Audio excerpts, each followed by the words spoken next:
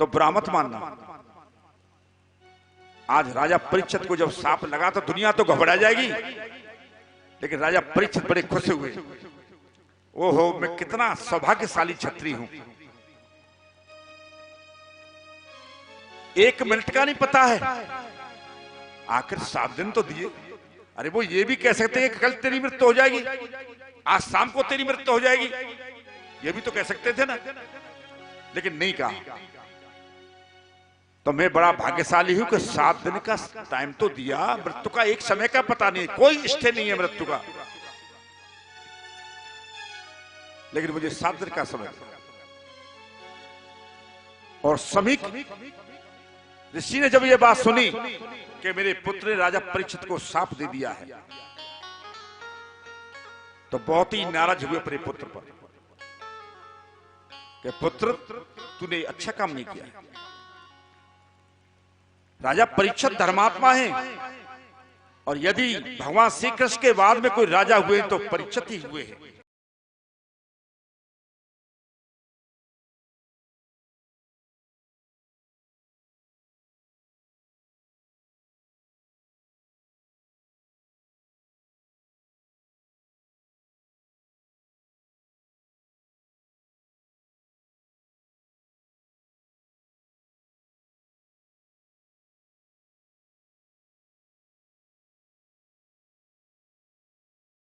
उन्होंने इस बात का ध्यान बिल्कुल भूल गए कि राजा परीक्षित ने मेरे गले में मरा हुआ तक्षक डाला, लेकिन सवार ये बात आ गई कि तूने जो कुछ अपराध नहीं उन्होंने किया है, जरा सी अपराध के लिए इतना बड़ा दोष कि 7वें दिन तुझे तक्षक दंश करने से तेरी मृत्यु होगी, तूने गलत काम किया।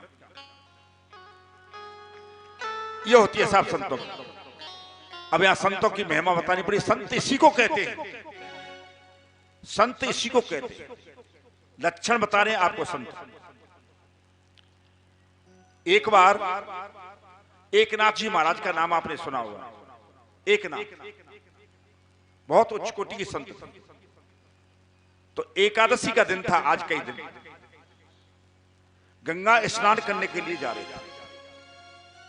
गंगा स्नान करने के लिए लौटे तो मार्ग में एक पठान की झोंपड़ी पड़ती थी। उनको देखा और उनके ऊपर थूक दिया।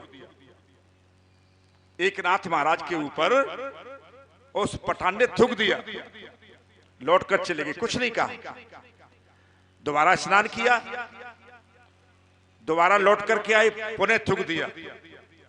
इस प्रकार से उस दिन 99 बार स्नान करके आए और 99 बार उस पठान ने उन पर थूका। 100वीं बार गए स्नान करने के लिए एकनाथ, तो वहां क्या कह रहे हैं हंस करके, प्रसन्न होकर के कि गंगा मैया आज तो तुम बहुत कृपा कर रही हो, 100 बार स्नान है, आप बड़ी दयालु हो। आज इतनी प्रसन्न क्यों हो गई है कि मुझे एकादशी के दिन 100 बार स्नान करने के लिए मिल रहा है। 100वीं बार जब लौट करके आए तो पठान ने उनके पैर पकड़ लिए कि महाराज, मैंने आपका नाम सुना था, एकनाथ हैं, मैं आपकी परीक्षा ले रहा था। 100 बार थूकने पर भी जो संत विरोध नहीं कर रहा है उसे कहते हैं संत। और आजकल के होंगे ना तो त्रिशूल होगा तो फाड़ देंगे तुम, एक ही पोत थूकी, उन्हें संत कहते हैं। महर्षि दयानंद आर्य समाज की जिन्होंने स्थापना की, गंगा जी के किनारे पर पहुंच गए। एक संत और रहते थे झोंपड़ी में। अब महर्षि दयानंद तो उच्च कोटि के संत थे, उन पर जो बढ़िया देश घी की मिठाई, फूल और बढ़िया बढ़िया फल आने लगे, वो बेचारे देखते थे तो गाली बकते थे वो कि उल्लू का पट्टा कहां से आ गया है, कैसा संत है, मतलब उनकी वो प्रतिष्ठा खराब है। उन्होंने सुन ली महर्षि दयानंद। जब उन्होंने सुन लिया तो शाम को बढ़िया देसी घी का मिष्ठान और फल छांट करके उस संत के लिए गाली देता था उसके लिए भेजे कि लो महाराज, महाराज जी ने भेजे। पर के भाई, मैं तो महाराज जी से गाली देता हूं और मेरे लिए फल भेज रहे हैं। वो आए कि महाराज जी, मैं तो तुमसे गाली देता हूं। तुम मेरे लिए फल क्यों भेज रहे हैं? बोले महाराज इसलिए भेज रहा हूं कि गाली देने में ऊर्जा नष्ट होती है ना, उस ऊर्जा की आपूर्ति के लिए मैं आपके पास आता हूं कि आपकी ऊर्जा बनी रहे, मुझसे आप गाली देते रहें अच्छे फलों से, क्योंकि हमारी ऊर्जा कहां जाना। बड़े हमारे भाई बड़ी सेवा कर रहे बेचारे, फल फ्रूट और दूध क्यों? ऊर्जा के लिए, खाना खाते नहीं कि ऊर्जा बनी रहे आचार्य जी की। तो मैं इसलिए लाता हूं कि आपकी ऊर्जा बनी रहे और आप गाली देते रहे। बोले वृंदावन बिहारी लाल की जय। ये लक्षण संत के। लेकिन शैले शैले न माणक्यम मोक्तकम न गजे गजे और साधवो नि सर्वत्र चंदनम न बने बने। शैले शैले न माणक्यम, प्रत्येक पर्वत पर मणि नहीं मिलता। मोक्तकम न गजे गजे, प्रत्येक हाथी पर मोती नहीं मिलता। साधवो नि सर्वत्र, हर जगह सज्जन पुरुष नहीं मिलते। और चंदनम न बने बने, प्रत्येक वन में चंदन का वृक्ष नहीं मिलता। कहने का भाव देश काल वातावरण परिस्थिति के अनुसार अपने को एडजस्टमेंट कर ले, वही ज्ञानी है, वही संत है। जैसा देश का। एक आचार्य जी मंच पे कथा कह रहे थे, जैसे हम यहां कथा कह रहे हैं। एक भैया आए कपड़े का थैला, पेंट का थैला लेकर के। भीड़ ने समझा कि ये आचार्य जी का स्वागत करने आया हुआ, और मंच पर जैसे ही वो चढ़ा तैसे ही आचार्य जी की ठोक पीट उन्होंने शुरू कर दी। पीटे, डुक मारने लगा। भीड़ ने कहा कि इसको नीचे खींच लो, जान से मार दो। ये तो हमारी बेइज्जती है, हमारी मैरिज होम में शादी हो रही, वो कथा हो रही है, ये तो हमारी बेइज्जती हो रही है। इसको नीचे खींच लो, पकड़ लो, इसको जान से मार दो। खींच ले गए, उसको मारने वाले थे। माइक तो आचार्य जी के पास था ही। आचार्य जी ने कहा तुम्हें मेरी कसम इससे हाथ मत लगा देना। क्यों साहब? ये आपको पीट रहा है तो हमारी बेइज्जती हो रही है। आचार्य जी मुख्यगढ़ में कथा कह रहे हैं, हमें कोई यहां मारे तो आपकी बेइज्जती है, हमारे घर पे कोई मारे। भाई तुम्हें मेरी कसम इससे हाथ मत लगा देना। क्यों महाराज? अरे भले आदमी हो, तुम्हें पता ही क्यों आया है? ये मुझे गुरु बनाने आया है। सोच बदल दी, सोच का बदलना ही तो ज्ञान है। ये मुझे गुरु बनाने आया है। बोले ऐसा क्या गुरु बना रहा है साहब, आपकी पिटाई कर रहा है ये? अरे भले आदमी हो, कागरोल की पेंट में जाते हैं तो 10 रुपए का मटका लेते हैं ना, मटकी। मैया जानती है ना, पहले लाती थी चलामनो। अरे हमने तो 20 साल नहीं 4 बाटी कोई पानी पियो है, सब शब्दन जानते। चलामनो हम तो पहले पुरानो घुटे घुटा है। 10 रुपए की मटकी लेते हैं, उसको भी ठोक करके देखते हैं। एक चपटिया लेते बउआ ठोक के देखते हैं। तो भले आदमियों, ये जब मुझे गुरु बनाने आया तो क्या मुझे ठोक करके नहीं देखेगा? बोलिए वृंदावन बिहारी लाल की जय हो। गुरु बनाएगा तो ठोक के देखेगा। सोच को बदल दिया। तो संत कहते हैं जिसकी सोच बदल जाए। और श्लोक क्या कहता है कि पिबंत नद्य स्वयं नाम स्वयं न खादन्ति फलानि वृक्षा नादन्ति सस्यम खलु बारबाहा परोपकाराय सताम विभूत। नदी अपने जल को स्वयं नहीं पीती है। पिबंत नद्य स्वयं नाम, अपने जल को स्वयं नहीं पीती हैं। स्वयं न खादन्ति फलानि वृक्षा, वृक्ष अपने फलों को स्वयं नहीं खाते। नादंत सस्यम खलु बारबाहा, बादल जो वर्षा करते हैं उस अनाज को स्वयं नहीं खाते हैं। तो क्या करते हैं कि परोपकाराय सताम विभूत है। संत लोग जो होते हैं, महान पुरुष होते हैं, दूसरों के लिए ही उपकार के लिए जन्म लेते हैं। क्या हुआ अगर मर गए अपने वतन के वास्ते, कि क्या हुआ अगर मर गए अपने वतन के वास्ते। बुलबुलें भी तो मरती हैं अपने चमन के वास्ते। अपने लिए जो जी रहा है वो क्या जी रहा है? लेकिन इंसान संत वह है जो दूसरों के लिए जीता है। इसलिए रामचरितमानस में गोस्वामी तुलसीदास बाबा ने एक बड़ी सुंदर चौपाई लिखी है, सबको याद होगी लेकिन उसका अर्थ बताऊंगा कि संत बिटप सरे तागिर धरनी, संत बिटप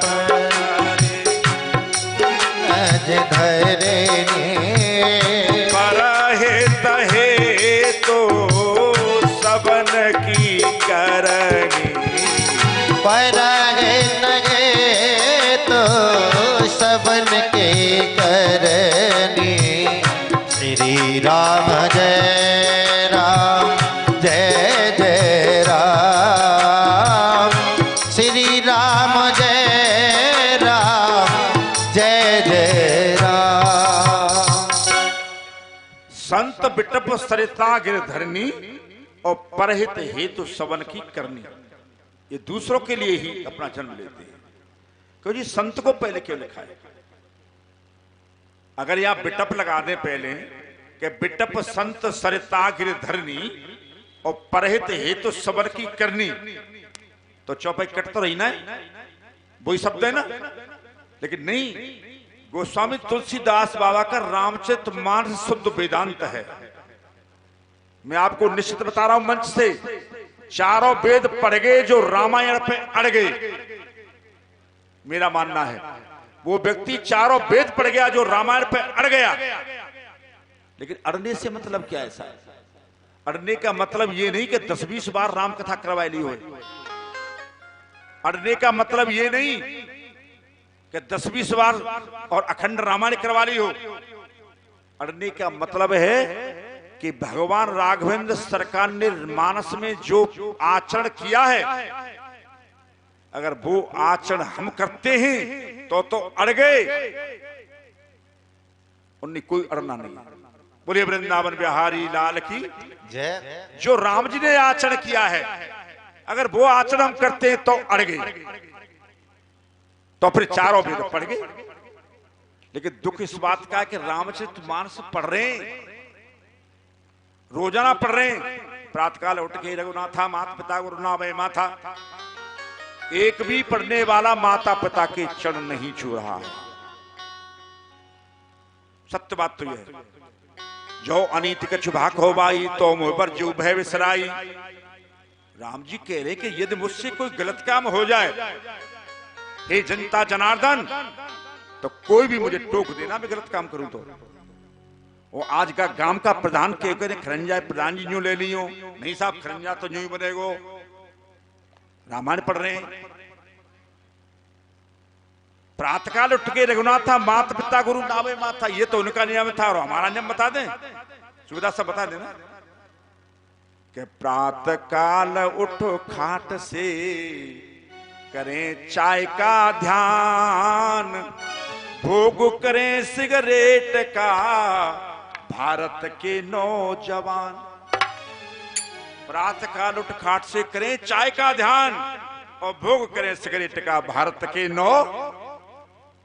और राम जी क्या करते थे? प्रातःकाल उठ के रघुनाथा पहले पैर छूते थे और हम भोग कर ऐसे कल्याण। चलिए, आचनोति स शास्त्राणि आचारस्तेन उच्यते, शास्त्रों का जो आचमन करता है उस पर चलता है, आचार वही कहलाया। तो यहां ऐसी संतों की महिमा बताई है, तो वहीं आ जाइए। आज समीक ऋषि को अपने पुत्र की बात बड़ी बुरी लगी और बुरा भला कहा कि तूने एक काम गलत किया है, उनको पसंद नहीं आई।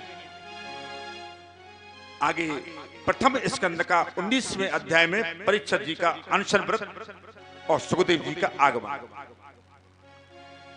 सूत जी महाराज कहते हैं सौनक ऋषियों कि महीपतिस्तथ तत्कर्मगर्य विचिन्तयन् आतकत सुदुर्मना, अहो मया नीचम अनार्य सत्कृतम निरा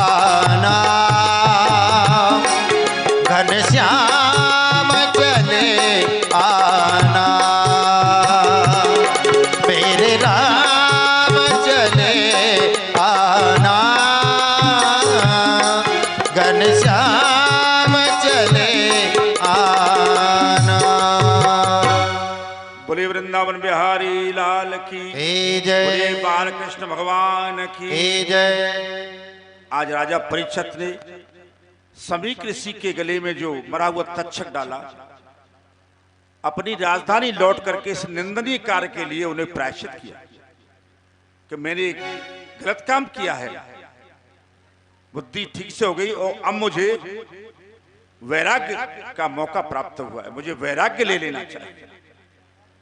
आज शरण में आ जाते हैं, प्रभु की शरण में आ जाते हैं। राजा परीक्षित को साफ लगा, ऋषियों की सभा चल रही थी, बड़े बड़े ऋषि मुनि वहां पर बैठे हुए, 16 वर्ष की अवस्था थी, सभा में प्रवेश किया। आज राजा परीक्षित बड़े प्रसन्न हुए कि मेरी सभा में जो पिता के कहने से नहीं लौटे, आज मेरी सभा में बिना बुलाए हुए आए, कितना भाग्यशाली हूं। प्रश्न कर दिया कि महाराज, 7 दिन में जिसको मरना है, ऐसे व्यक्ति के लिए परम हिताव है, कृत्य क्या है, उसके लिए क्या करना चाहिए? बहुत ध्यान से कथा सुनना यहां पर बहुत आवश्यक है। हम सब परीक्षित हैं। परीक्षित शब्द का अर्थ होता है परः इच्छति इति परीक्षति। जीते जी जो परमात्मा को ढूंढ ले, परमात्मा से जिसका मिलन हो जाए, वह परीक्षित है। भगवान से जीते जी मिले। और प्रत्येक व्यक्ति का ये प्रश्न है, हम सभी परीक्षित हैं, सबको 7 दिन में ही मरना है, 8वां दिन किसी के लिए नहीं है, केवल 7 डेज हैं। सोमवार, मंगल, बुध, बृहस्पति, शुक्र, शनिचर, इतवार, इन्हीं दिनों में हर व्यक्ति मरेगा, 8वां दिन उसके लिए नहीं। कितना इंपॉर्टेंट प्रश्न किया राजा परीक्षित ने कि महाराज, सुखदेव जी महाराज से कही, 7 दिन में जिसको मरना है, 7 दिन में जिसको मरना है, मारे उसके लिए परम हिताव है, कृत्य क्या, उसको क्या करना चाहिए, व्हाट शुड बी डन? प्रश्न ये है। बोल व्यास जी महाराज की जय। आए, स्वागत किया, चरण पकड़ लिए, महाराज बस इसी का उत्तर मुझे दे दो तो मेरा जीवन में कल्याण हो जाए। आज सम्मान करते, कहने लगे, हाँ बेटा, कि हर नाम सुनाने वाले, हर नाम सुनाने वाले, रस कथा सुनाने वाले, नाथ तुमको हो प्रणाम, नाथ तुमको हो प्रणाम। हर नाम सुनाने वाले, हर नाम सुनाने वाले, नाथ तुमको हो प्रणाम, नाथ तुमको हो प्रणाम। ऐसे अवधूत श्रोमणी सुखदेव जी महाराज के लिए सभी चरणों में नमस्कार करते हुए गाएं इसको।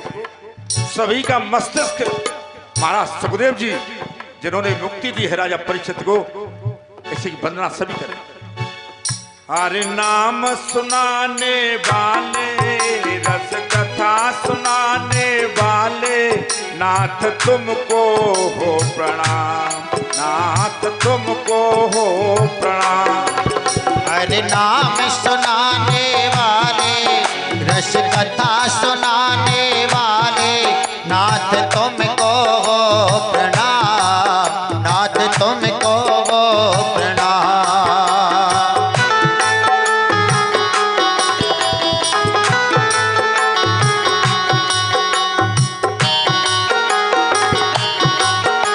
तालियों के साथ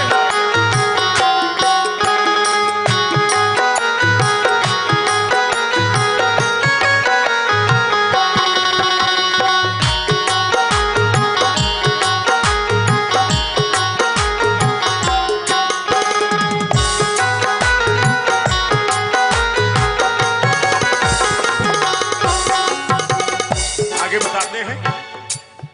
तुम बन के रहने वाले अब दूत कहाने वाले, तुम बन के रहने वाले, अब दूत कहाने वाले, तुम बन के रहने वाले, अब दूत कहाने वाले, तुम बन के रहने वाले, अब दूत कहाने वाले, तुम बन के रहने वाले, अब दूत कहाने वाले, सन्मार्ग बताने वाले, सद्मार्ग बताने वाले, नाथ तुमको हो प्रणाम, नाथ तुमको हो प्रणाम, नाथ तुमको हो प्रणाम, नाथ तुमको हो प्रणाम। हरि कथा सुनाने वाले, रस कथा सुनाने वाले, नाथ तुमको हो प्रणाम, नाथ तुमको हो प्रणाम।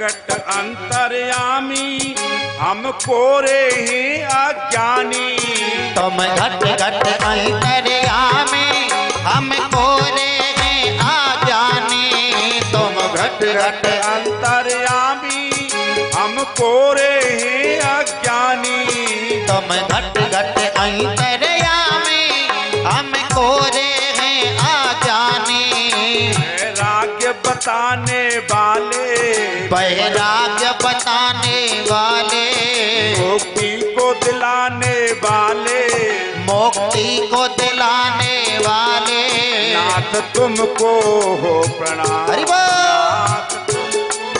हो प्रणाम, नाथ तुमको हो प्रणाम, नाथ तुमको हो प्रणाम।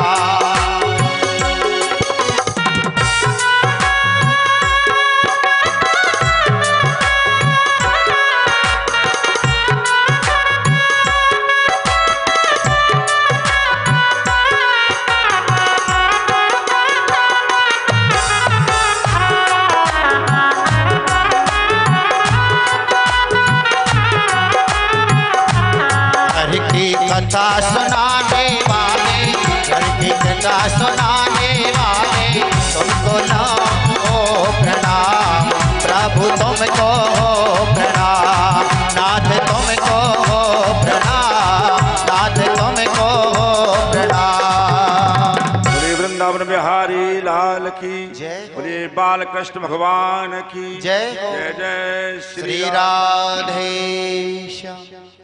श्रीमद् भागवत के तृतीय स्कंद में प्रवेश करते हैं।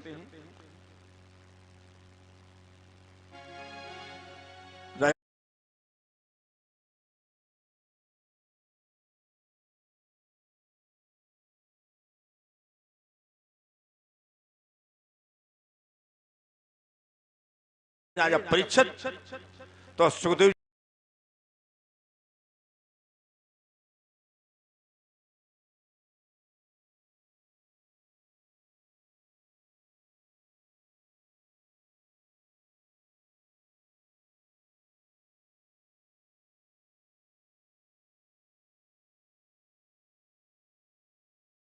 कथा सुनने की पात्रता है। शेरनी का दूध सोने के पात्र में ठहरता है। देखिए, कथा की पात्रता होना बहुत जरूरी है। गंगा जी के किनारे पर याज्ञवल्क्य जी कथा कह रहे थे, तो उनका नियम था कि वो पूछते थे कि राजा जनक आ गए क्या? तो राजा जनक जब आ जाते थे तब कथा प्रारंभ करते थे। कुछ लोगों ने ऐतराज किया इस बात का। तो देखो साहब, वैसे ज्ञानी बन रही है और इनके अंदर भी मतभेद है कि जब तक राजा नहीं आ जाते हैं तब तक कथा शुरू नहीं करते। ये कैसे ज्ञानी है?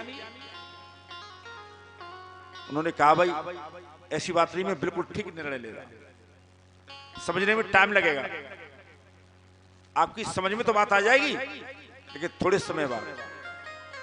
याज्ञवल्क्य ने अपनी योग माया से मिथिलापुरी में अग्नि प्रवेश कर दिया। राजा जनक के मंत्री आए कि महाराज मिथिलापुरी में अग्नि प्रवेश हो गई, आग लग गई।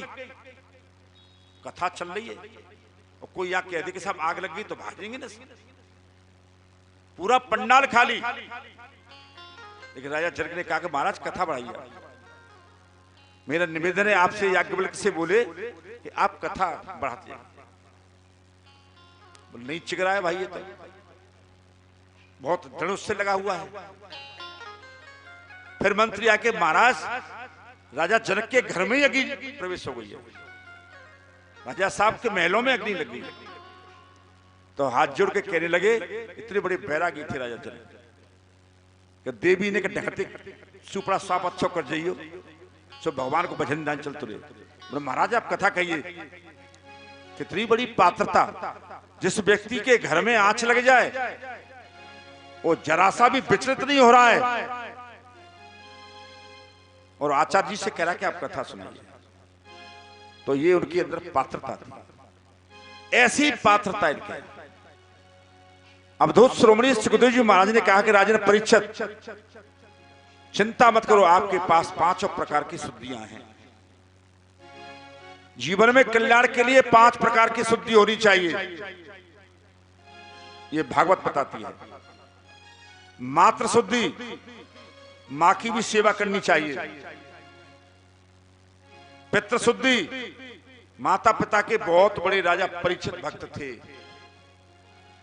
मातृ शुद्धि, पितृ शुद्धि, द्रव्य शुद्धि, अन्न शुद्धि और आत्म शुद्धि, ये 5 प्रकार की जिसके पास शुद्धियां होंगी वो ही भगवान से मिलन कर सकता है, भगवान की प्राप्ति उसी को हो सकती है। बोलिए वृंदावन बिहारी लाल की जय हो। और ये चाहे कि मैंने माता पिता की कभी सेवा नहीं की, वो ये चाहे डायरेक्ट जो है मेरी मुक्ति मिल जाए तो बड़ा मुश्किल है। सीढ़ी बाई सीढ़ी सिस्टमेटिक तरीका तो है। अन्न भी शुद्ध होना चाहिए, यथा अन्न तथा मन, जैसा अन्न खाएंगे वैसी बुद्धि बनेगी। जब भीष्म पितामह धर्म का उपदेश दे रहे थे युधिष्ठिर को, तो द्रौपदी वहां खड़ी थी, और जब बेइज्जती हुई तो सबको पुकारा लेकिन किसी ने नहीं सुना। आप धर्म का उपदेश दे रहे थे, तो द्रौपदी ने एक प्रश्न कर दिया भीष्म पितामह से कि महाराज पितामह, आज तो बड़े धर्म के उपदेश दे रहे हो, उस दिन धर्म कहा था कि दुशासन मेरा चीरहरण कर रहा था, मेरे केसों को पकड़ करके मेरी बेइज्जती कर रहा था, आप सामर्थ्यवान होते हुए देखते रहे। ये बड़ा दोष है ऐसा। 2 लाइन सुनाऊंगा उसमें कि अन्याय सह कर बैठ रहना ये महादुष्कर्म है। इससे बड़ा दुनिया में कोई दुष्कर्म नहीं है कि अन्याय हो रहा है तुम देख रहे हो, कि अन्याय सह कर बैठ रहना ये महादुष्कर्म है। न्यायार्थ अपने बंधु को भी दंड देना धर्म है। अगर न्याय के लिए, अगर डीएम भाई है, छोटा भाई शराब पी रहा है तो उसको पुलिस को बुला के इसको डंडे पड़वानी चाहिए। ये नहीं सुना चाहिए कि मेरा सगा भाई है, ये न्याय कहता है। आप उस अन्याय को सहन करते रहे। तो भीष्म पिता ने कहा द्रौपदी से कि बेटी मुझे माफ कर, मैंने अन्यायोपार्जित दुर्योधन का अन्न खा लिया था, इसलिए मेरी बुद्धि खराब हो गई, मैं किम कर्तव्य विमूढ़ हो गया, निर्णय लेने की शक्ति नहीं रही, अन्न से ही प्रदूषित हो गया। तो अन्न भी सावधानी से खाना चाहिए। कैसा अन्न है उससे भी बुद्धि खराब होती है। मैं नहीं कह रहा, शास्त्र का।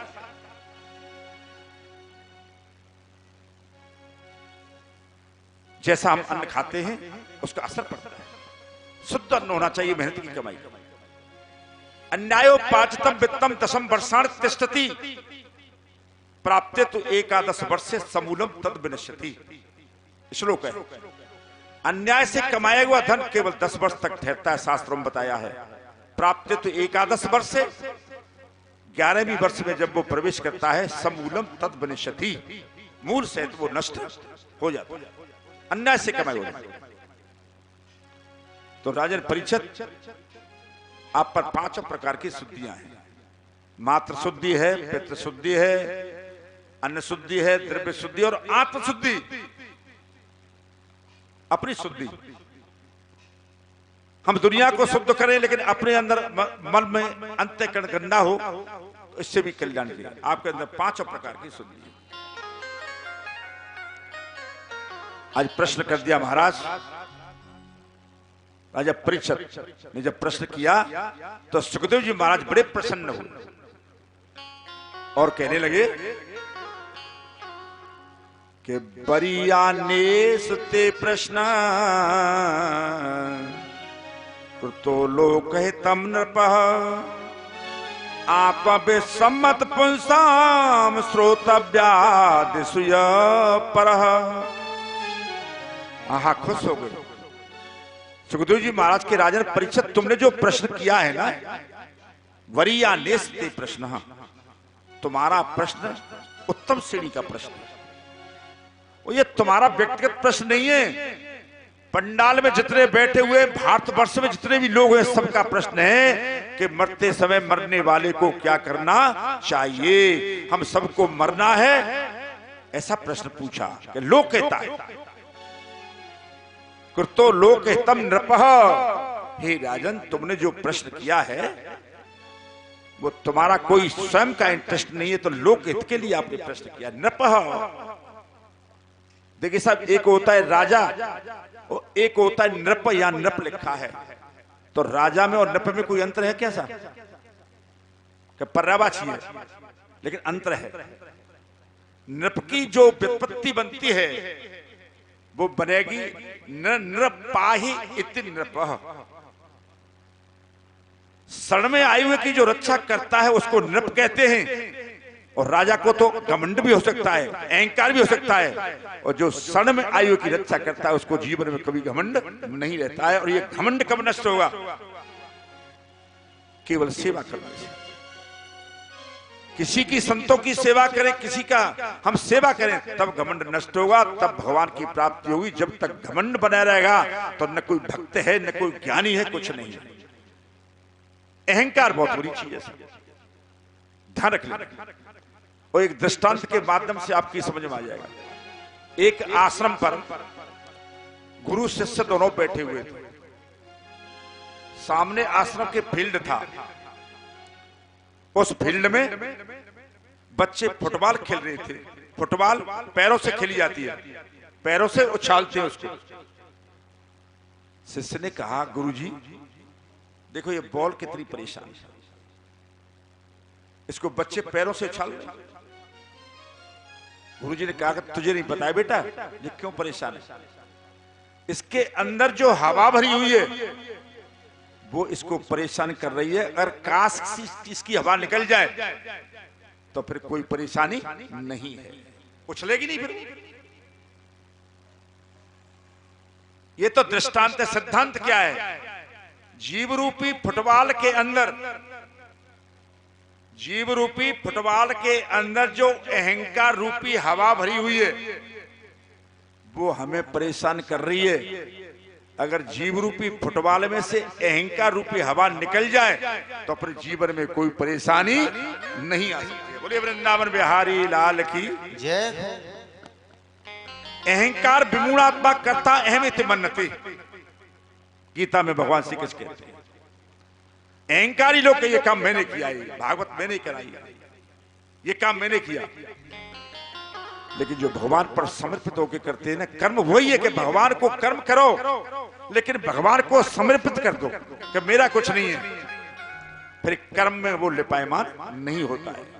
त्वदीयम वस्त गोविंद तुभ्यमेव समर्पे ग्रहण पुरुष भूत्वा प्रसीद परमेश्वर। उनके ऊपर डाल दीजिए कि सब प्रभु आप करिए, तो जीवन में कोई परेशानी नहीं।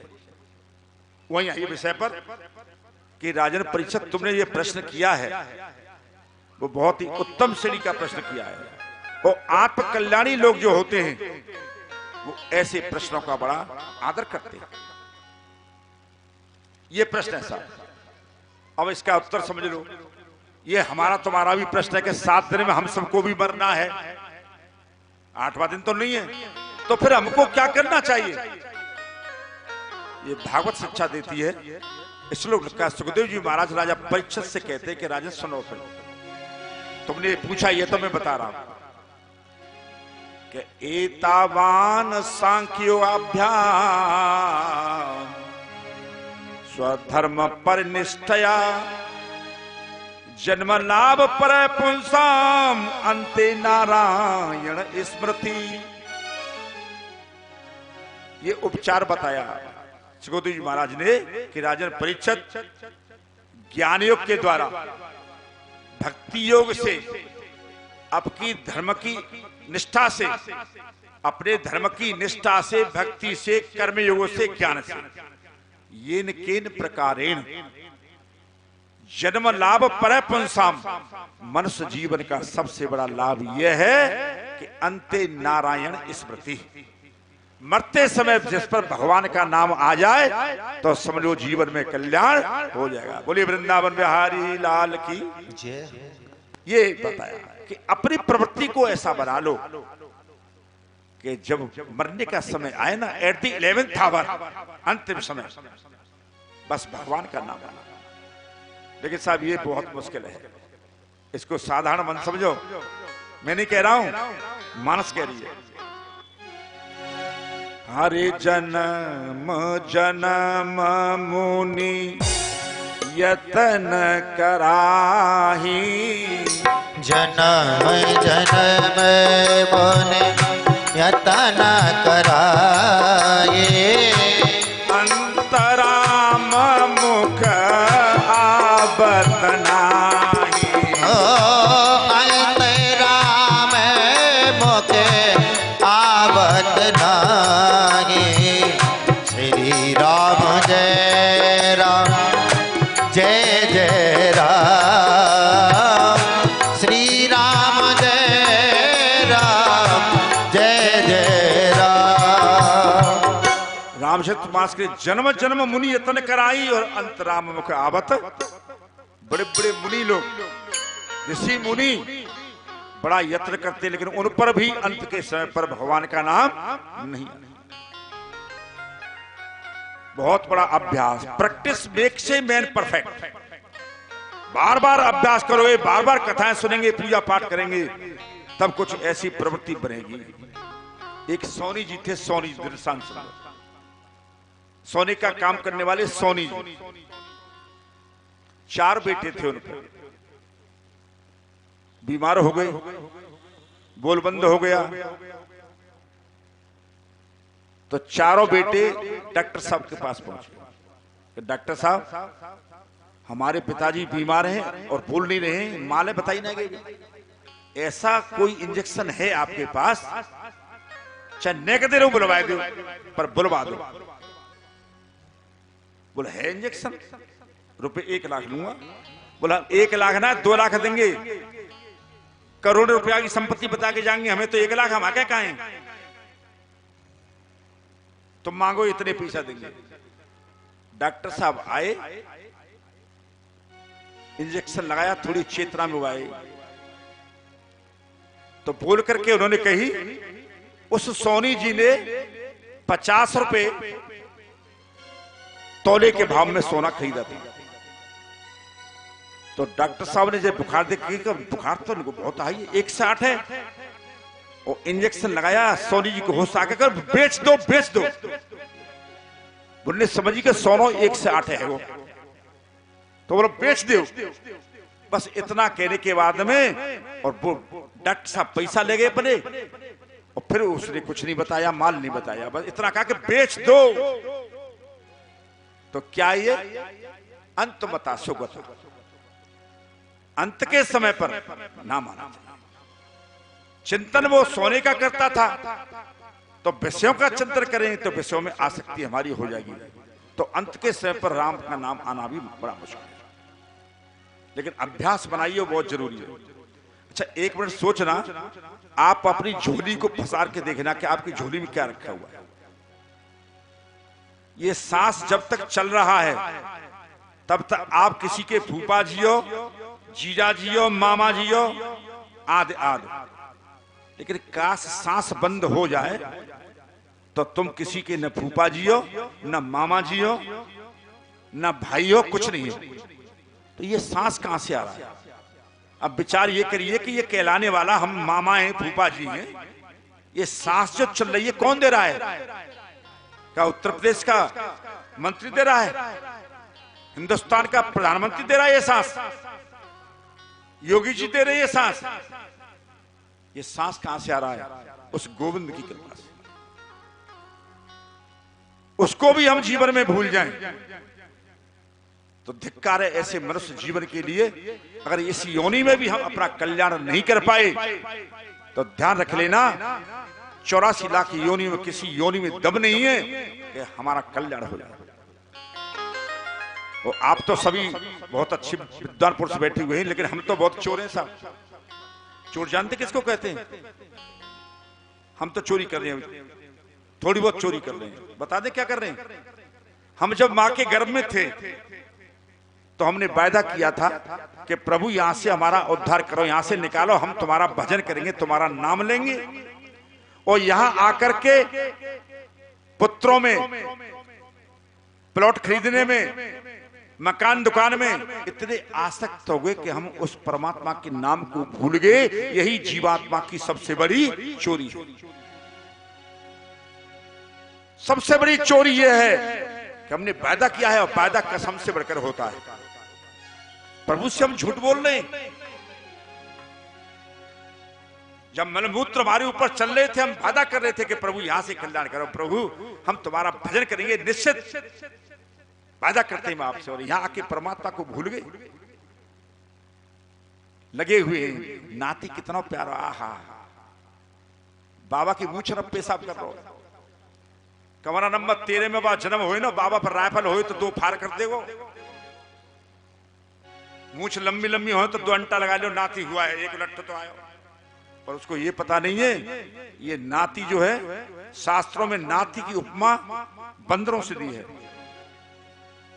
बंदर देख, खूब देख रहे, काली थैली देखी और थैली को छुड़ा के भाग गई। सेम उसी प्रकार से नाती होगा ना, शाम को जब बाबा कुर्ता उतारेगा ना, सबसे पहले आके जेब में यूं मारो 2-3 डंका, खीरी फिरी जेते ना, बाबा की जेब में खीरी जेते ना, यूं हलावे पहले, खीरी निकाल ले जाओ।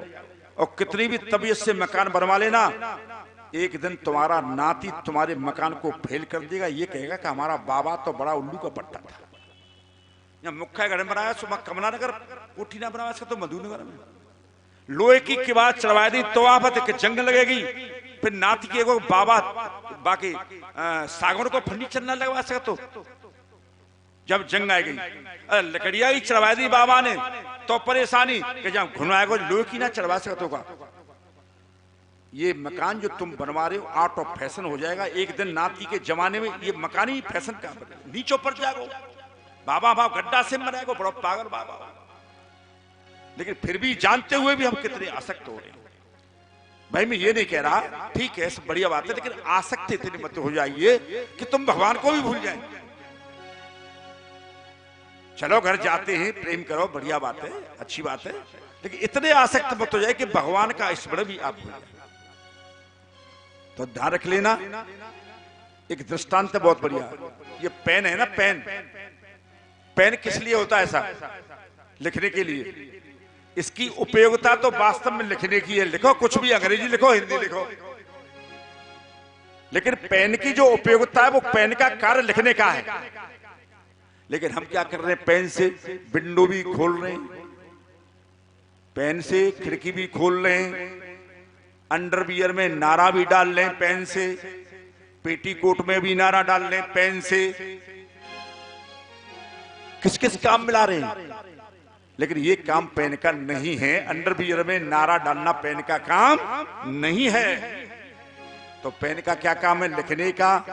ये दृष्टांत है। इसका सिद्धांत क्या है कि ये ताश खेलने के लिए मनुष्य जीवन नहीं मिला, मदना पान करने के लिए मनुष्य जीवन नहीं मिला है, तो किस लिए मिला है? वायदे के अकॉर्डिंग टू प्रॉमिस, वायदे के अनुसार प्रभु भजन के लिए मिला है। भगवान का भजन हमें करना चाहिए। तो एक कीर्तन सुनेंगे और कथा पर आगे बढ़ेगी। बोले वृंदावन बिहारी लाल की जय हो। कि अमृत है हर नाम जगत में। माताएं तालियों की कंजूसी न करें। सीधे हाथ से उल्टे हाथ की ताली बजती है तो उल्टे हाथ में जहर होता है, इसमें अमृत होता है, अमृत से जहर नष्ट होता है। ठीक है ना? तालियों के साथ में कि अमृत है हर नाम जगत में, और इसे छोड़ो विष पीना क्या, हर नाम नहीं तो जीना क्या, हर नाम नहीं तो जीना क्या, हर नाम नहीं तो जीना क्या।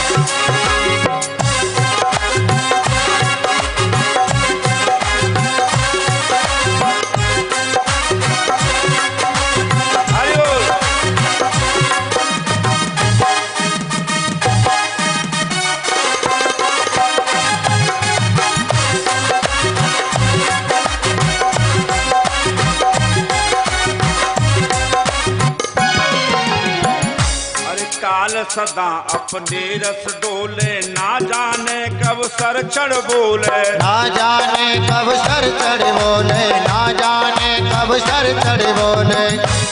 हरि का नाम जपो निस्बासर, हरि का नाम जपो निस्बासर, हरि का नाम जपो निस्बासर, हरि का नाम जपो निस्बासर। वर्ष महीना अंदर क्या, हरि नाम नहीं तो जीना, हरि नाम नहीं तो जीना क्या, हरि नाम नहीं तो जीना क्या।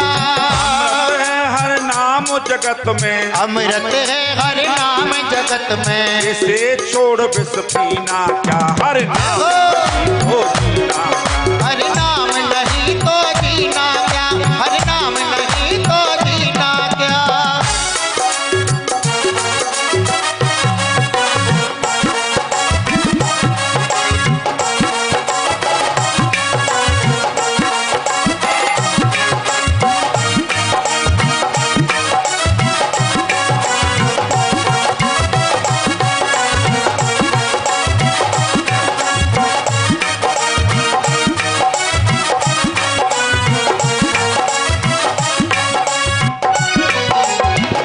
निवेदन करूं आपसे, आज भगवान को हमने बांट दिया है। सोमवार किसका कर दिया? शंकर भगवान का दिन है, मंगल हनुमान जी का दिन है, आधा दिनों को बांट दिया। शनिवार शनि का है, लेकिन जो दिनों की गणना करते हैं वो कभी दिवाले नहीं जाते हैं, और जो रोज मंदिर जाते हैं उनके लिए दिनों की कोई काउंटिंग नहीं है। अच्छा, मंगलवार को हनुमान जी का चोला चढ़ाते हैं, बुद्ध को चोला चढ़ाते तो मतलब हनुमान जी मंदिर से चले जाएंगे बुद्ध को? नहीं, ये भगवान को हमने बांट दिया है। 24 घंटे चाहे जब जाइए भगवान तो वहां विराजमान है। आगे बताया कि तीत है हरि नाम हमारा, क्यों फिरता फिर मारा मारा, क्यों फिरता फिर मारा मारा, क्यों फिरता है मारा मारा। तीरथ है हरि नाम हमारा, फिर क्यों फिरता मारा मारा, फिर क्यों फिरता मारा मारा, फिर क्यों फिरता मारा मारा। अंत समय हरि नाम न आवे, अंत समय हरि नाम न आवे, अंत समय हरि नाम न आवे, अंत समय हरि नाम न आवे। काशी और मदीना क्या हरि नाम नहीं तो जीना क्या, हरि नाम नहीं तो जीना क्या।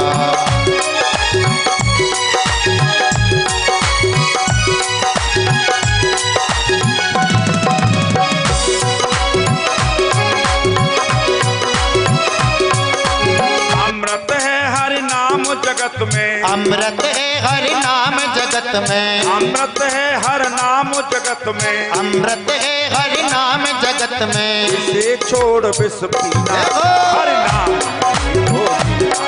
हरि नाम नहीं तो जीना क्या, हरि नाम नहीं तो जीना क्या।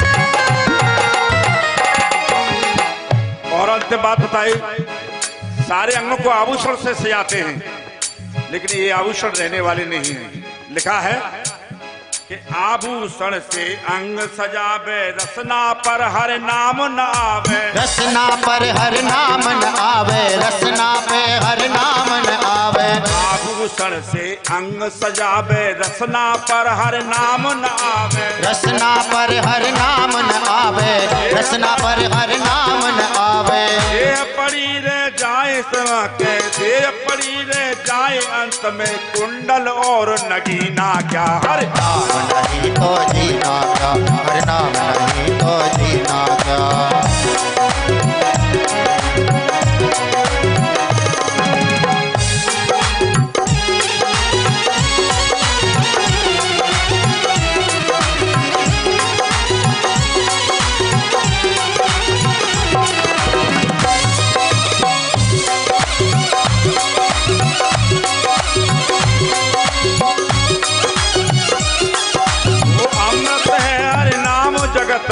अमृत है हर नाम जगत में, अमृत है हर नाम जगत में, अमृत है हर नाम जगत में। ये छोड़ विष पीना क्या, हर नाम तो जीना, हर नाम नहीं तो जीना क्या, हर नाम नहीं तो जीना क्या, हर नाम नहीं तो जीना क्या, हर नाम नहीं तो जीना क्या। बोले वृंदावन बिहारी लाल की जय। अंत के समय पर भगवान का नाम नहीं आया तो फिर जीना ही बेकार है। तो यहाँ श्लोक में लिखे, वहीं विषय पर आइए कि जन्म लाभ पर पुंसाम अंते नारायण स्मृति। मनुष्य जीवन का सबसे बड़ा लाभ। तो हम क्या समझने साहब कि आलू 2000 कट्टा बिक जाए तो बहुत बड़ा लाभ है साहब, प्लॉट खरीदने तो बहुत बड़ा लाभ है साहब, और नुकसान हो गया तो बहुत बड़ी हानि है साहब। लेकिन गोस्वामी तुलसीदास बाबा की भाषा में लाभ हानि क्या है उन्हें बता रहा हूं। उत्तरकांड में दोहा नंबर 111 चौपाई 8 और 9 देखें कि लाभ की कछु हरि भगत समाना, लाभ की कछु हरि भगत समाना। यही गावहि श्रुते संत पुराणा, आजे गावै श्रुते संत गुडाना। श्री राम जय राम जय जय राम, श्री राम जय राम जय जय राम। गोस्वामी तुलसीदास बाबा उत्तराखंड में लिख रहे हैं कि लाभ के कछुअर भगत समाना। दुनिया का सबसे बड़ा लाभ ही अगर है तो भगवान की भक्ति के समान कोई लाभ नहीं है। यही गावे श्रुत संत पुराना, इसको संत भी गाते हैं, वेद शास्त्र भी इसी बात को कहते हैं कि अगर दुनिया का सबसे बड़ा लाभ है तो केवल भगवान की भक्ति करना है। और हानि क्या है साहब? 1 बीघा खेत बिक गयो तो मर गए के साथ खेत बिक गयो, चले गए साहब। हानि क्या कह रहे हैं कि हानि के कछु जग ये सम भाई, हानि के कछु जग ये सम भाई, भजिए न राम है नरतन पाई, भजिए न राम नरतन पाई।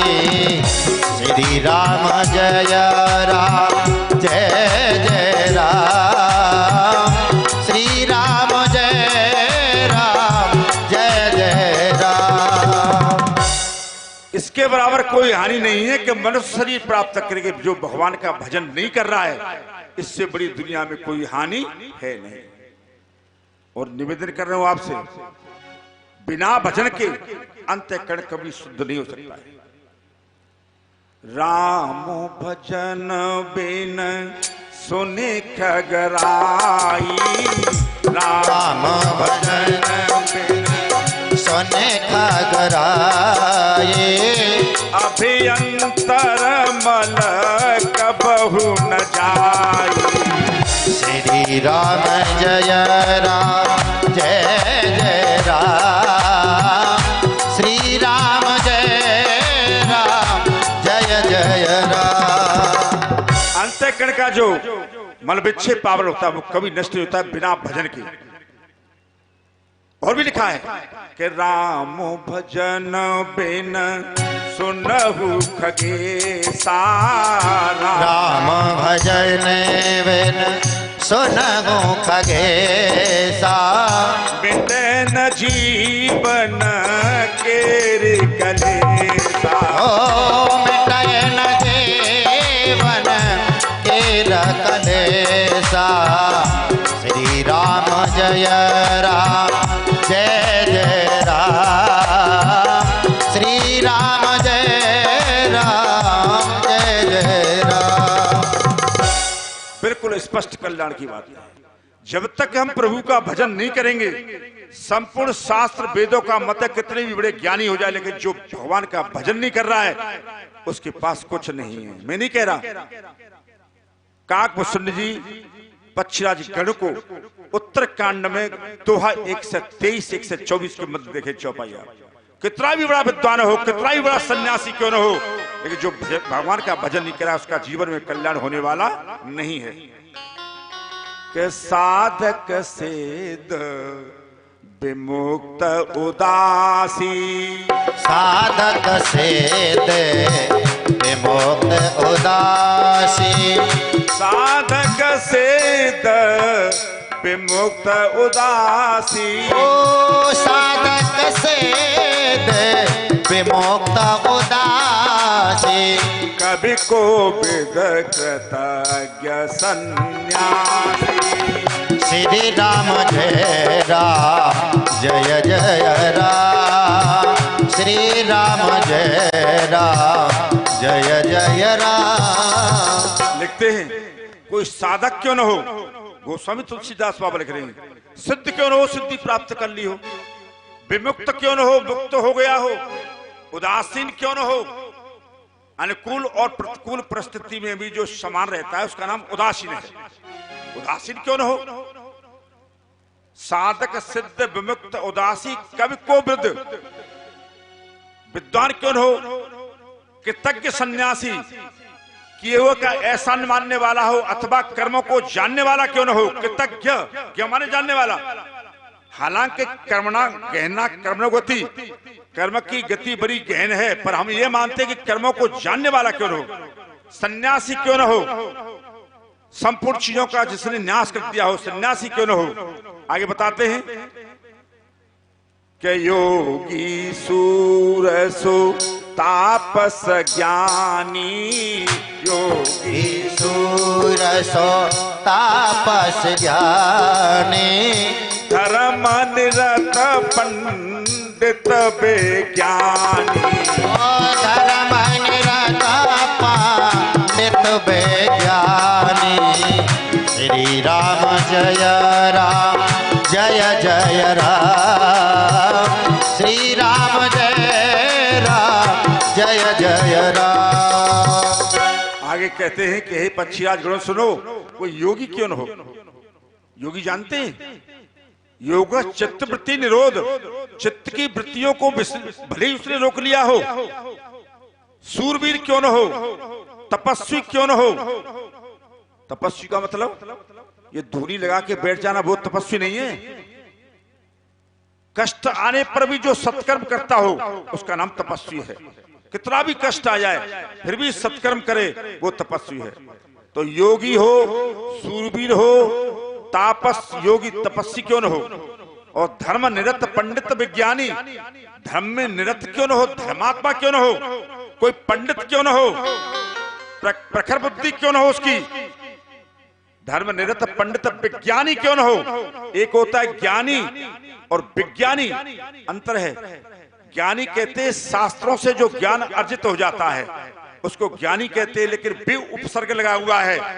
विज्ञानी कहते हैं कि विशेष प्रकार का ज्ञान, अर्थात प्रैक्टिकल ज्ञान क्यों न हो। Practical knowledge is better than bookish knowledge, स्वयं उस पर चलने वाला क्यों न हो। जे न तरहे बेनु से मम स्वामी, जे न तरहे बेनु से मन स्वामी।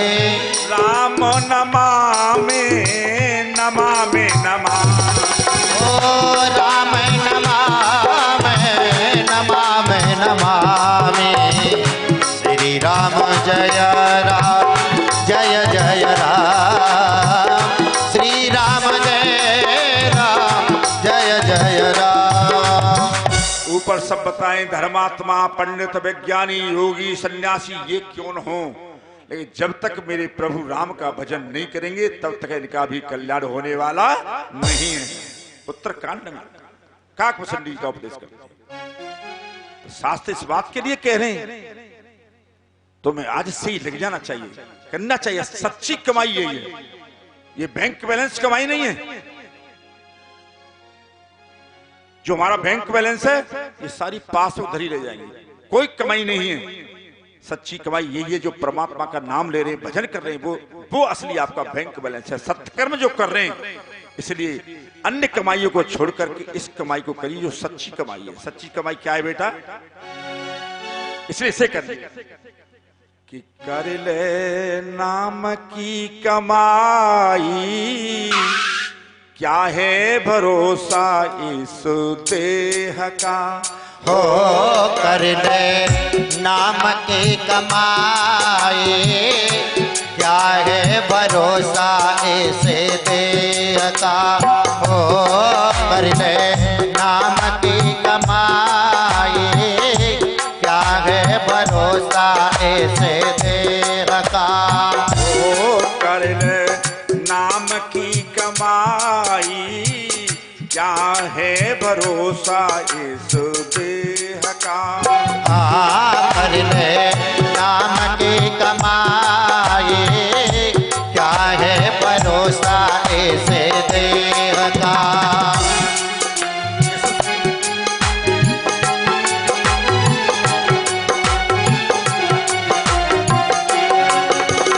इस देह का कोई भरोसा नहीं है। पहले तो देह समझो ना, देह क्या है। और अगर समझ में नहीं आएगी ना, शब्द समझ में नहीं आएंगे, कथा समझ में नहीं आएगी। देह क्या है परीक्षित जी, इसकी व्युत्पत्ति बनते दह्यति इत देह, जो जलती है, जो भस्म होती है, उसका नाम देह है। दूसरा अर्थ अथवा सीरते इत शरीर, जो क्षण क्षण नष्ट हो रहा है उसका नाम शरीर है। तो ये नष्ट होने वाला है, एक दिन भस्म होने वाला है, उसको देह कहते हैं। इस पर भी हमें बड़ा घमंड करते हैं। कबीर ने बड़ा सुंदर बात लिखी है। क्या लिखी है? यह तन कांचा कुंभ है, लिए फिरता साथ, दबका लागा फूट गया, कछु न आया हाथ प्रभु जी, कछु न आया हाथ। हो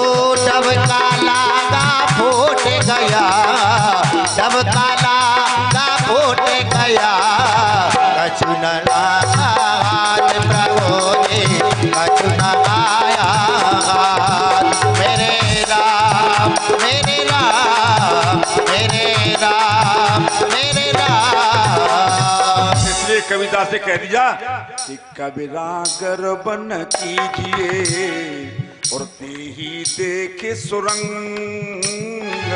कबीरागर बन कीजिए ते ही देखे सुरंग। पिछड़िया मिलव्यो नहीं जो काचरी भुजंग।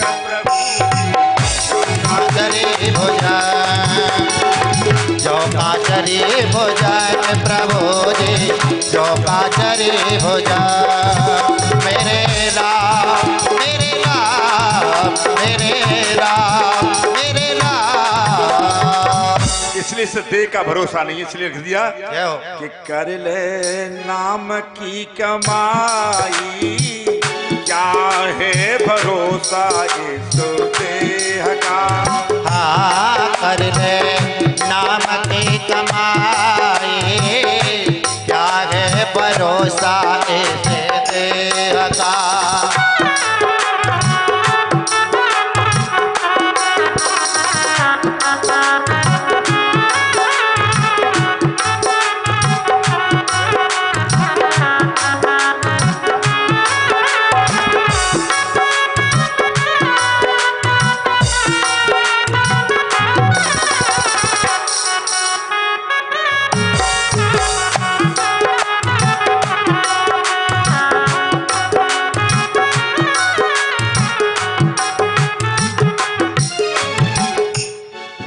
अरे श्वास पवन का अंदर बाहर रहता आना जाना। श्वास पवन का अंदर बाहर रहता आना जाना। श्वास पवन का अंदर बाहर रहता आना जाना। श्वास पवन का अंदर बाहर रहता आना जाना। अंदर का अंदर रह जाए अंदर का अंदर रह जाए बाहर नहीं ठिकाना। काया किस काम आई क्या है भरोसा इस देह का।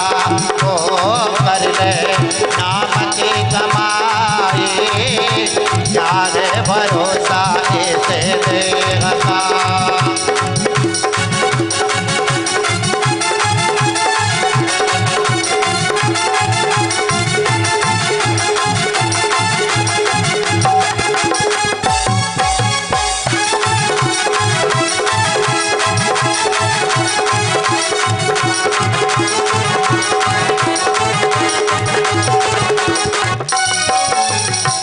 अंतिम उपदेश दूसरा। स्वार्थ वाले ही जग वाले जा शमशान जलावे। स्वार्थ वाले हैं जग वाले जा शमशान जला में। ये संसार स्वार्थ का है। आपसे जो प्रेम कर रहे हैं सब स्वार्थ के। जिस समय हिरण्यकश्यप ने प्रहलाद को गोद में ले लिया और उससे पूछा कि बेटे तुम क्या चाहते हो। बोल पिताजी मैं क्या चाहता हूं कि मतलब की सब दुनिया है कौन किसका होता है। कि मतलब की सब दुनिया है कौन किसका होता है और धोखा वही देता है जो अपना खास होता है। ये शरीर खास है लेकिन एक दिन ये भी धोखा दे जाएगा। और गोस्वामी तुलसीदास बाबा ने मिलान कर दिया कि सुर नर मुनि सब यह रीति। सुर नर मुनि सबके यह रीति। स्वार्थ लागे करें सब प्रीति। स्वार्थ लागे करें सब प्रीति। श्री राम जय राम जय जय राम। श्री राम जय राम जय जय राम। सब संसार स्वार्थ का है। इसलिए इस भजन में बताया कि स्वार्थ वाले ही जग वाले जा शमशान जला में। स्वार्थ वाले हैं जग वाले जा शमशान जला में। अरे स्वार्थ वाले ही जग वाले जा शमशान जला में। स्वार्थ वाले हैं जग वाले जा शमशान जला में। और हंस बेचारा चले अकेला, हंस बेचारा चले अकेला, कोई साथ न जावे प्रीति किसने निभाई। क्या है भरोसा ऐसे देह का ओ कर ले नाम की कमाई। क्या है भरोसा ऐसे देह का।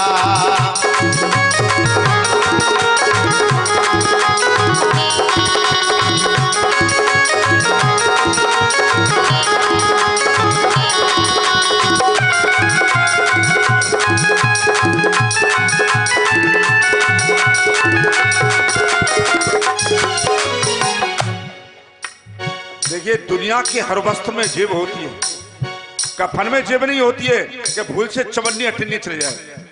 संसार में खूब कमाए हीरे मोती, लेकिन याद रखना कफन में जेब नहीं होती। कफन के अंदर जेब नहीं होती है। इंसान जानकर भी इतना न जान पाया कि कोई नहीं किसी का ये है मकान पराया। ये मकान भी पराया है, दूसरे का दिया हुआ है। तो जाता क्या है साथ में, वो भी बताएंगे। चाणक्य नीति में लिखा है बड़ सुंदर बात कि धनान भूमौ पशवस्य गोष्ठे भार्याग्रह द्वारे जना शमशाने देहश्चितायाम परलोक मार्गे कर्मानुयोग गच्छत जीव बेकम। क्या सुंदर बात लिखी कि धनानि भूमौ, ये धन पृथ्वी पर रह जाएगा। पशवस्य गोष्ठे, जिस पशु बंधे हुए 90-90 हजार की भैंस रहे, ये भी अपनी शालाओं में रह जाएंगे। धनानि भूमौ पशवस्य गोष्ठे भार्याग्रह द्वारे, आपकी धर्मपत्नी घर के दरवाजे तक साथ जाएगी, उससे आगे मर्यादा नहीं है उसकी बढ़ने की। भार्याग्रह द्वारे जना शमशाने, आपके मिलने वाले नाते रिश्तेदार केवल शमशान तक जाएंगे, इसके बाद वो लौट आएंगे। भार्याग्रह द्वारे जना शमशाने देहश्चितायाम, ये शरीर चिता तक साथ देने वाला है। परलोक मार्गे कर्मान योग गच्छत जीव मेकम, लेकिन परलोक मार्ग में आपत्ति आने के समय पर यदि आपका साथ देने वाले हैं तो आपके कर्म ही हैं। अवश्य में भोक्तव्यम कृतम कर्म शुभाशुभम, जैसा हम कर्म करेंगे उसका फल अवश्य ही हमको भोगना पड़ेगा। तो सत्कर्म करिए, वो आपके साथ जाने वाले हैं। इसलिए यहाँ पर लिख दिया कि अपनी करनी से पाएगा योनि लख 84। अपनी करनी से पाएगा योनि लख 84। अपनी करनी से पाएगा योनि लख 84। अपनी करनी से पाएगा योनि लख 84। अरे हर योनि में भोग मिलेंगे, हर योनि में भोग मिलेंगे, मिले नहीं अविनाशी नाहक उमरिया गमाई। क्या है भरोसा कर ले नाम की कमाई। क्या है भरोसा ऐसे देह का, ओ कर ले नाम की कमाई। क्या है भरोसा देह का, कर ले नाम की कमाई। क्या है भरोसा ऐसे देह का, कर ले नाम की कमाई। क्या है भरोसा ऐसे देह का।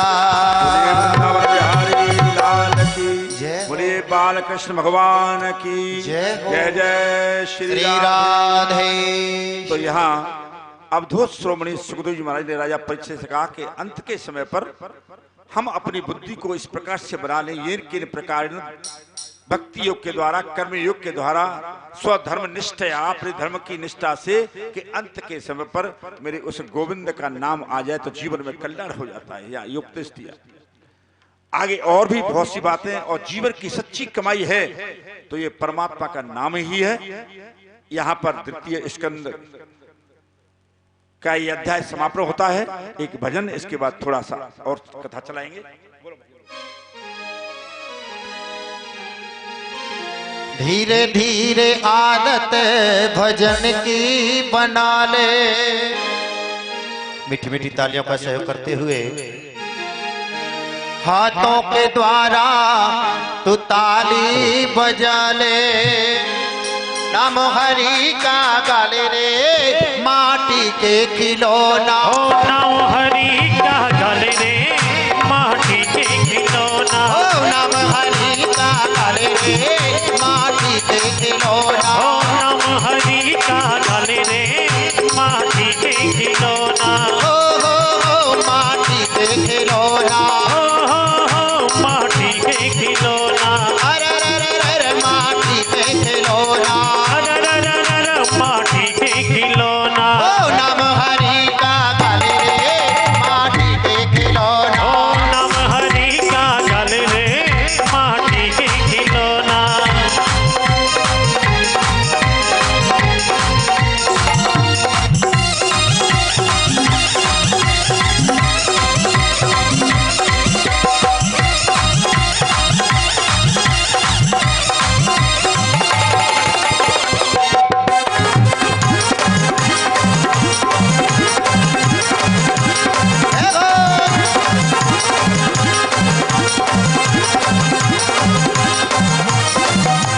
दो दिन की जिंदगी है, दो दिन का मेला। 2 दिन की जिंदगी है, 2 दिन का मेला। आया भी अकेला प्राणी जाए भी अकेला। आया भी अकेला प्राणी जाए भी अकेला। आया भी अकेला प्राणी जाए भी अकेला। आया भी अकेला प्राणी जाए भी अकेला। हाथ पसारे जावे रे माटी के खिलौना। हाथ पसारे जावे रे माटी के खिलौना। ओ हाथ पसारे जावे रे माटी के खिलौना। हाथ पसारे जावे रे माटी के खिलौना। देखो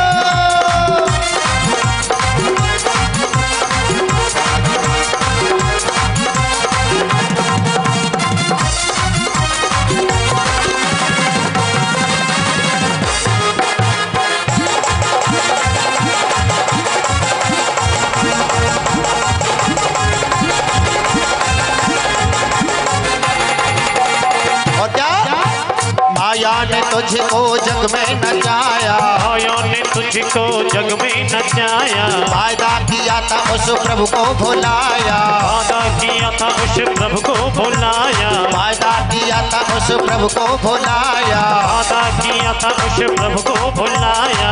पहुँचे यम के द्वारे रे माटी के खिलौना। पहुँचे यम के द्वारे रे माटी के खिलौना। देखो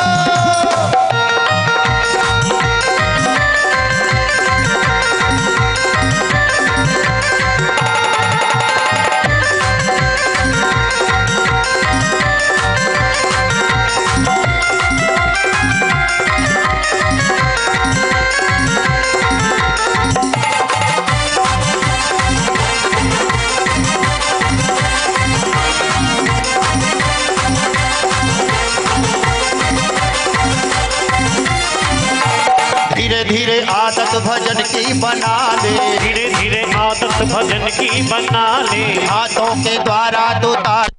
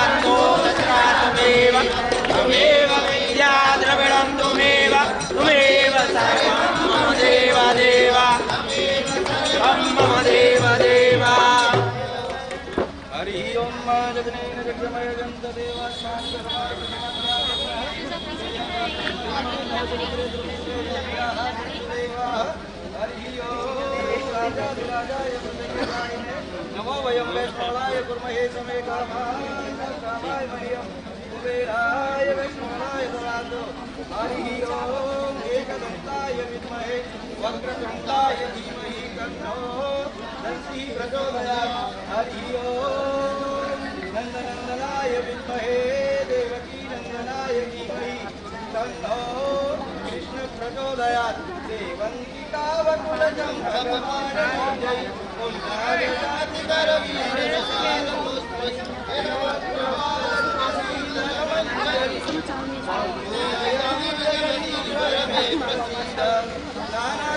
पुष्पाणि यथा कालोत्सवामि च पुष्पाञ्जलिर्मया दत्तौ परमेश्वर ॐ पूर्वस्वामि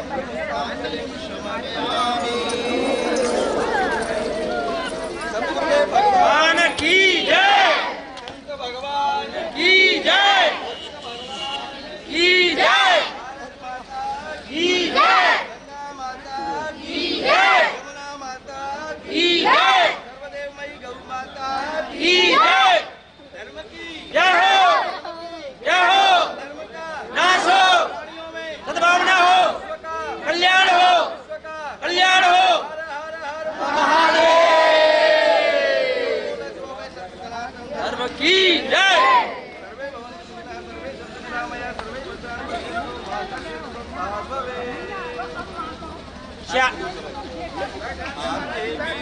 चाय का इंतजाम है, प्रसाद का इंतजाम है, बैठ जाओ, चाय पी के जाओ, प्रसाद ले बैठ जाओ, बैठ जाओ, चाय बैठ जाओ।